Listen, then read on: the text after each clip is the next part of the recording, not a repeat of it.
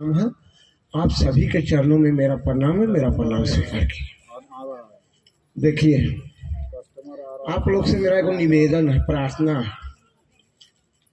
कि प्राय हम लोग सब घर से सोच के या बोल के चले हैं, शिव चर्चा में जा रहे हैं।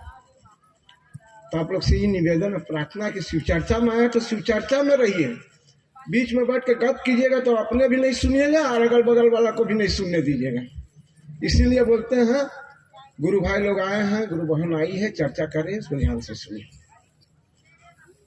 अब एक तो छोटा सा कहानी बोलेंगे और उसके बाद 2 लाइन का और चर्चा कर देंगे। और मेरा देखिए, एक शिकारी जंगल में गया, एक सुग्गा को मार के घायल कर दिया। और उसी जंगल में एक साधु का कुटिया था। वो सुग्गा तो लंगड़ाते लंगड़ाते साधु का कुटिया में ढूक गया। साधु देखा उसका पैर घायल है, अपना जड़ी बूटी पीस उसका उसको मरहम पट्टी कर रहा। तब तक शिकारी आ गया।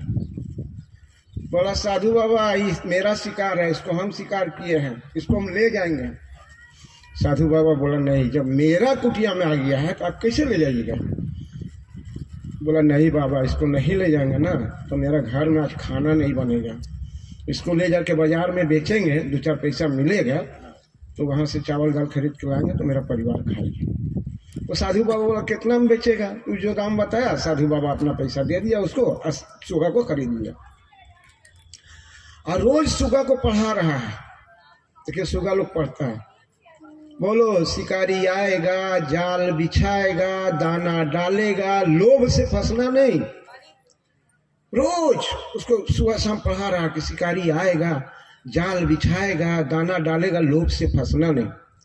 पूरा रट लिया सुगा तो हर समय बोलता, शिकारी आएगा, जाल बिछाएगा, दाना डालेगा, लोभ से फंसना नहीं। एक दिन शिकारी साधु बाबा सोचा, देखे इसको जंगल में छोड़ के क्या करता है। तो ले जाके जंगल में छोड़ दिया। एक जगह शिकारी जाल बिछाया था और दाना डाला था। वहां सुग्गा जाके दाना चल रहा है, जाल में फंस गया है, लेकिन मुंह से बोल रहा है, शिकारी आएगा, जाल बिछाएगा, दाना डालेगा, लोभ से फंसना नहीं।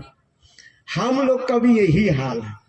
3 सूत्र पूरा रख लिए हैं। दया मांगना है, चर्चा करना है, नमन करना है, लेकिन इसका अंदर में क्या है, जैसे सुग्गा तो समझ नहीं पाया उस बात को, इसका मतलब क्या है, खाली रट लिया था, आ जाके फंस गया जाल में।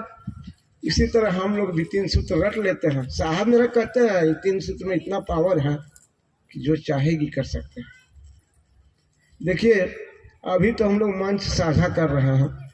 एक समय ऐसा आया था कि साहब निकाले थे फटाफट नाम घोषणा कि 2-4-10 को निकलिए और घरे घरे जाके नाम घोषणा कीजिए।